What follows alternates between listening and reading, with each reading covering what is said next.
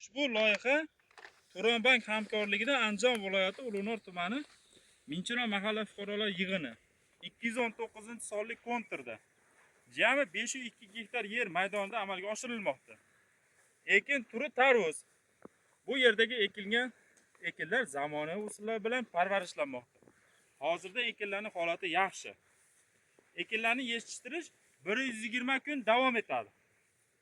Ekinlarni yetishtirish davrida sug'oriladi va tabiiy mineral o'g'itlar bilan oziqlantiriladi. Ushbu loyihada jami 18 ta dehqon xo'jaligi biriktirilgan. Loyihadorligini samaradorligini oshirish maqsadida Turon yerlari ichki biriktirilgan. Ushbu yer maydonida jami 175 tonna hosil yig'ib olish rejalashtirilmoqda. Har bir dehqonchilikning daromadi o'rtacha 40-45 million so'mni tashkil etadi. Mazkur hosil yig'ib olingandan so'ng ikkinchi ekinga ham yuqori daromadli ekin turlari ekish orqali dehqonchilik xo'jaligi daromadlarini yanada oshirish rejalashtirilgan.